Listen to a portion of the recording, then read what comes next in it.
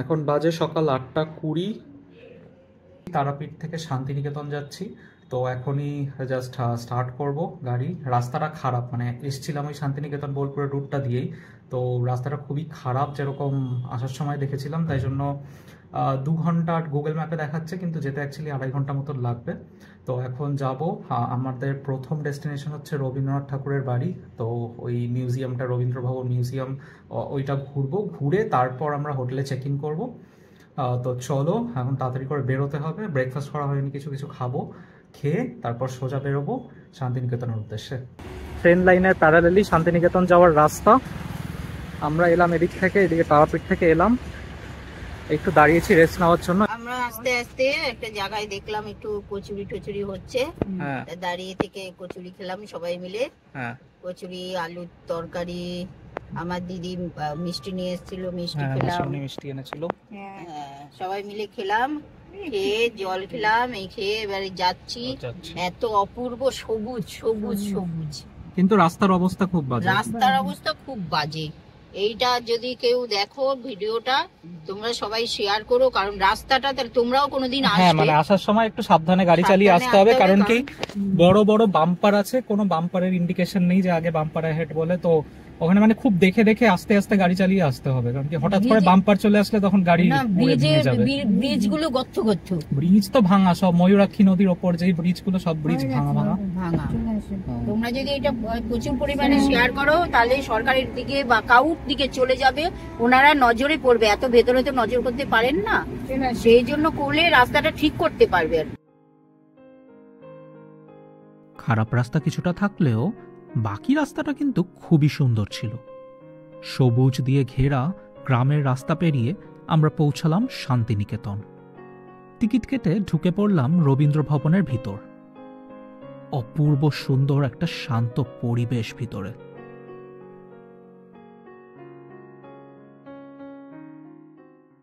এই আমরা বিশ্বভারতীতে ঢুকে গেছি। এটা হচ্ছে একটা মিউজিয়াম, বিশাল এরিয়া, বিশাল এরিয়া। ওদিকে অনেক এরিয়া, এদিকে অনেক। তো আমরা জাস্ট ঢুকলাম টিকিট কেটে, 100 রুপিস করে টিকিট। এটা একটা মিউজিয়াম, এখানে প্রথমে জুতো খুলতে হয়, আর জুতো খুলে ভেতরে ঢোকা। হ্যাঁ, বট গাছ তো এটা। এটা পুরো শান্তিনিকেতনের ভেতর। পাখি ডাকছে সুন্দর, হ্যাঁ পাখি আছে, ডাকছে। এই মিউজিয়ামের ভেতর ফটো তোলা নিষেধ, আর বাকি বাইরে ঘুরছি আমরা। এই মিউজিয়াম দেখে এলাম, ওইটা হচ্ছে মিউজিয়াম। ওখানে রবীন্দ্রনাথের ব্যবহার করা সব জিনিসপত্র আছে। এই নোবেল প্রাইজ পাওয়ার পর যেই প্রথম লেটারগুলো সবাই দিয়েছে কনগ্রাচুলেশনস করার জন্য, তারপর নিউজ পেপারের কাট আউটগুলো সব, মানে সব প্রিজার্ভ করে রেখে দিয়েছে। রবীন্দ্রনাথের হাতে লেখা জিনিসপত্র, নিজের ব্যবহার করা পেন, তারপর বাটি, ইউটেন্সিলস, সব কিছু আছে মোটামুটি। তো খুবই ভালো, মানে খুব ভালো করে প্রিজার্ভ করে রেখেছে জিনিসগুলো। তারপরে জুতো আছে, রবীন্দ্রনাথের ব্যবহার করা জুতো, সেই কত বছরের পুরনো জুতো, সেই জুতো এখনও রেখে দিয়েছে সুন্দর করে। তারপর কোট, তারপর ওই টুপি, ব্রাউন কালারের যেই টুপিটা পরে অনেক ফটো আছে রবীন্দ্রনাথের, সেই সেই সেই টুপিটাও আছে। তো অনেক ভালো, খুব সুন্দর বেশ জায়গাটা, মানে শান্তি, বেশ সুন্দর ভেতরে শান্তির জায়গা, চুপচাপ পরিবেশ। আর ভেতরে এমনিও মানে শান্তিনিকেতনে বেশ সুন্দর পরিবেশ একটা। তো এটাই ঘুরছি। এই এদিকে আরও বাড়ি আছে, এদিকে আরও বিশাল বড় জায়গা, অনেক কিছু আছে, ঘুরে ঘুরে দেখতে হবে। ছাপা প্রিন্টিং মেশিন, যেটা আমাদের নতুন মডেলের প্রিন্টিং, এটা এমনি ছাপা মেশিন। এটা হাতে ঘোরা, হ্যান্ডেল দিয়ে হাতে ঘোরাতো, এসে পড়তো, পেপারটা চলে যেত, আবার পড়তো, পেপার ছাপা পড়ে যেত। এখন ইলেকট্রিকে এখন আমাদের এখনকার প্রেস মেশিনগুলো, এখন সেটা হচ্ছে প্রেস মেশিন। আমাদের শিয়ালদা বগুড়ার এলাকাতে এই মেশিন পাওয়া যায়, দেখতে পাওয়া যায়।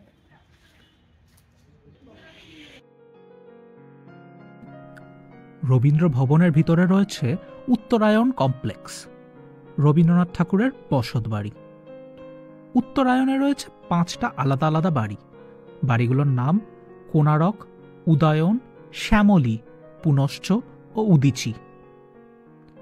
উত্তরায়ণ মানে উত্তর মেরুতে সূর্যের যাত্রাপথ, তাই বাড়িগুলোর নাম খেয়াল করলে দেখা যাবে কোনারক মানে সূর্যর রশ্মি, উদয়ন মানে ভোর, ও উদিচি মানে সূর্য ওঠা। ঠাকুরের নামেই যখন সূর্য, তখন তার বাড়ির নামে তো সূর্য থাকবেই।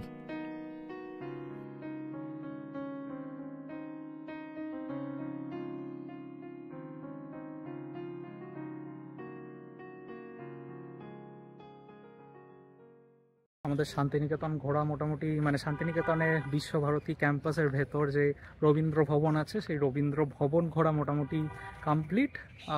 অনেকটাই এরিয়া আমরা মোটামুটি ওই বাইরে থেকে দেখে দেখে ঘুরলাম। তো মিউজিয়ামটায় গেছিলাম, রবীন্দ্রনাথের মিউজিয়ামে। তারপর রথীন্দ্রনাথ ঠাকুরের, রবীন্দ্রনাথের ছেলে যিনি রথীন্দ্রনাথ ঠাকুর, তার বাড়ি দেখলাম। তারপর রবীন্দ্রনাথের আরও অনেক বাগান বাড়ি, মানে পরিবারের ঠাকুর ফ্যামিলির অনেক বাগান বাড়ি ওই দিকটায় আছে, এক একটা সুন্দর সুন্দর নাম দেওয়া আছে।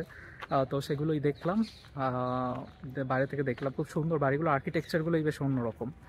অনেক অনেক ইউনিক গাছও আছে, মানে নতুন নতুন গাছ দেখলাম যেগুলো দেখিনি আগে কখনো। সুন্দর সুন্দর পাতাবাহার গাছ দেখলাম, অনেক পাখি ডাকছে, বেশ সুন্দর, মানে সুন্দর বেশ জায়গাটা, মোটামুটি ভালোই মেনটেন করা। তো এটাই আমার খুব ভালো লাগলো মিউজিয়ামটায় রবীন্দ্রনাথ ঠাকুরের সব জিনিসগুলো রাখা, যেগুলো যেরকম বললাম। তো সেটা খুবই ভালো লাগলো। ছবি তুললাম কিছু, তুলে এবার যাব আমাদের রিসোর্টে। তো চলো, এখন বাজে হচ্ছে গিয়ে দুপুর 2:15। তো অনেকটাই টাইম হয়ে গেছে, এখানে ঘুরছি মোটামুটি 2 ঘন্টা ধরে ঘুরছি। তো এবার বেরোবো, বেরিয়ে খেতে হবে। খিদে পেয়েছে, সেই ব্রেকফাস্ট করেছিলাম, তারপর আর কিছু খাওয়াইনি, এখন লাঞ্চ করতে হবে গিয়ে। তো চলো যাই, তারপর রিসোর্টে গিয়ে তোমাদের সাথে কথা হচ্ছে। তো এই বিশ্বভারতীর রাস্তা, রবীন্দ্র ভবন হচ্ছে কি ওই বাঁদিকে মিউজিয়ামটা। তো এখানে পার্কিং কিন্তু এই এরিয়াগুলো নো পার্কিং জোন। তো এখানে টোটোগুলো আসবে, এসে বলবে যে এখানে পার্ক করুন, আমরা ঘুরিয়ে দেখাবো। তো ওগুলোতে কান না দেওয়াই ভালো।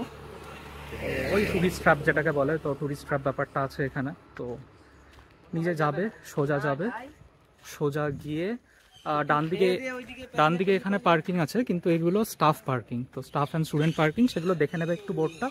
একটুখানি জাস্ট 5 মিনিট এগিয়ে, মানে 5 মিনিট হাঁটা পথ এগিয়ে গিয়ে জেনারেল পার্কিং পাবে, যেটা ফ্রি পার্কিং। তো কোনো চার্জ দিতে হবে না, জাস্ট যাবে গিয়ে গাড়িটা রেখে দেবে।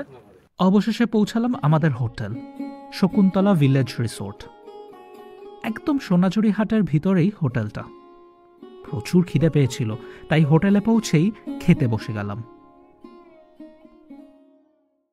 আমাদের খাবার চলে এসছে, ভাত, তরকারি, আলু পোস্ত, ডাল, এখানে পায়েস আছে, আর চাটনি আছে, ফ্রুট চাটনি, আর এই হচ্ছে পাঁপড়, মাটন, এটা মাটন, 2 পিস করে, মাছ মার জন্য, পাবদা মাছ আছে, পাঁপড় আছে, শাক আছে, পায়েস আছে, চাটনি আছে, ডাল আছে, আলু পোস্ত, সবজি, স্যালাড। সুন্দর করে সাজিয়ে দিয়েছে। মাটির প্লেটে দিয়েছে, মাটির প্লেটে। আর দিদি খা।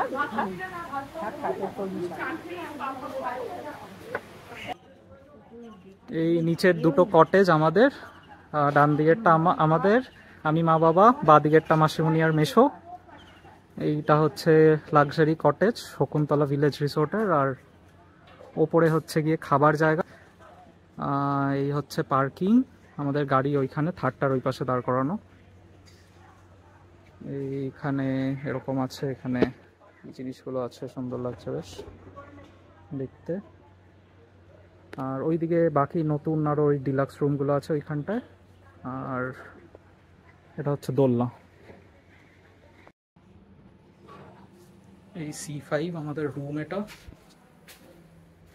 মাটির কাজ করা এরকম। অ্যাকচুয়ালি লাক্সারি কটেজ এটা, যেটা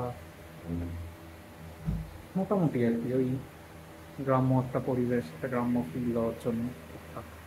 এসি টেসি আছে, টিভি আছে, আয়না আছে, ওইদিকে টয়লেট ডান দিকে। আর এখানে টয়লেট সুজে দিয়েছিল, আমার চা ঠা দিয়েছিল, একটা ইলেকট্রিক কেটেলও আছে, জল দিয়েছে, একটা জানলা আছে। এই বেসিক রুম। এই হচ্ছে সোনাঝুরি হাট, পুরো সোনাঝুরি ফরেস্টের ভেতর সোনাঝুরি হাট। আর এই হচ্ছে আমাদের শকুন্তলা ভিলেজ রিসোর্ট। এই রিসোর্টের ভেতর ওই সোজা গিয়েই পার্কিং। আর আমাদের রুমটা হচ্ছে ঠিক এইটা, রিসেপশনের ঠিক ওই দিকটা।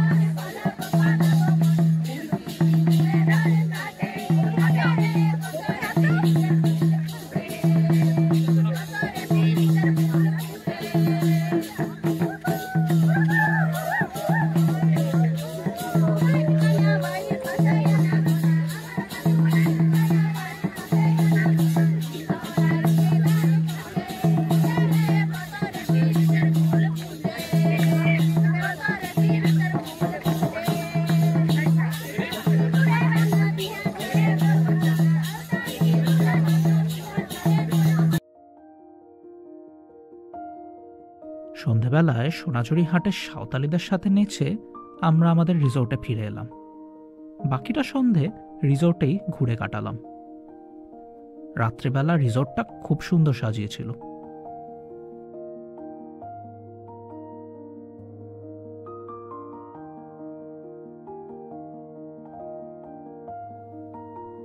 তারপর সবাই মিলে সিনেমা দেখলাম, ডিনার করলাম। আমার জন্মদিন ছিল ওই দিন। হোটেল থেকেই হঠাৎ একটা সারপ্রাইজ কেক দিয়ে গেল ঠিক রাত 12টায়।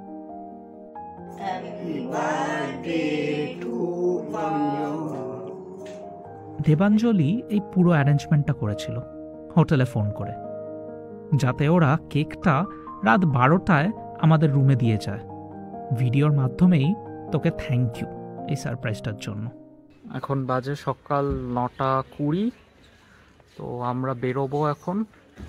সকালবেলা চেক আউট করে নিয়েছি। এটা আমাদের কটেজ রুম ছিল দুটো, C5 C6 শকুন্তলা ভিলেজ রিসোর্টের। ওখানে লাগেজ তুলে দিয়েছি গাড়িতে। আর ওই ওপরে ব্রেকফাস্ট আছে, ওখানে ব্রেকফাস্ট করব, করে বেরিয়ে যাব। আর মা বলো কেমন কেমন এক্সপিরিয়েন্স ছিল? আমার অত ভালো লাগেনি, মানে মোটামুটি। আমার খুব ভালো লেগেছে। তোর ভালো লেগেনি হচ্ছে তুই শহরে মানুষ। না না সেটার জন্য না, না তবে একটা জিনিস ভালো লেগেছে যে ওই রাত্রিবেলা কেকটা ওরা দিয়ে গেছে, একদম 12টার সময় কেক দিয়ে গেছে রাত্রিবেলা। Thank you Debanjali. আমি প্রথমে তো বুঝিনি যে তুই পাঠিয়েছিস। যাই হোক ভালোই হয়েছে। কেকটাও কাটানো হলো। সকালবেলা ও হোটেল থেকে পায়েস দিয়েছিল, সেই পায়েসটাও মুখে দিয়েছি। মোটামুটি ওর জন্মদিনটা ভালোই পালন হয়েছে। এখন আমরা বেরোচ্ছি। আমরা এসছি এখন পলাশবনিতে, বাহামণি যেখানে শুটিং হয়েছিল, ইষ্টিকুটুম যেখানে শুটিং হয়েছিল, এই বাড়িটাতে হচ্ছে বাহামণি থাকতো। এটা বাহামণির বাড়ি। হ্যাঁ, এইখানেই পুরো শুটিংটা হয়েছে বাহামণি। আমরা সবাই দেখেছি। হ্যাঁ, এটা হচ্ছে পলাশবনির বাহামণির বাড়ি, ইষ্টিকুটুমের। মানে লোকজন থাকে এখানে, লোকজন থাকে। শুটিং এর জন্য ভাড়া দিয়েছিল, এই বাড়িটা ভাড়া দিয়েছিল। এটা জাস্ট ওই ইয়ে থেকে সোনাঝুরি থেকে একটুখানি, বেশি দূর না, 5 মিনিটের ডিসটেন্স। হ্যাঁ, সোনাঝুরি থেকে একটুখানি। খুব সুন্দর। ওই সোনাঝুরির যে মেন রোডটা আছে, সোনাঝুরি হাটের মেন রোডটা থেকে সোজা গিয়ে বাদিকে ওই একটুখানি 5 মিনিটের রাস্তা। গুগলে পলাশবনি লিখলেই রাস্তাটা পেয়ে যাবে।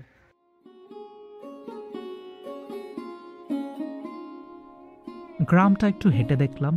গ্রামের রাস্তা ধরেই আর একটু এগিয়ে গেলে সোনাঝুরি ফরেস্ট আর আদিবাসীদের গ্রাম।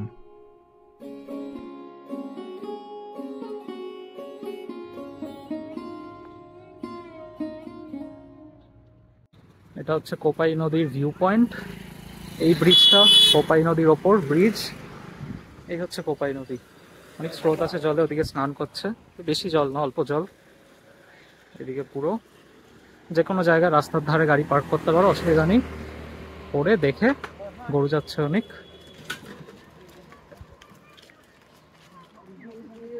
এখন বাজে বিকেল 4টে।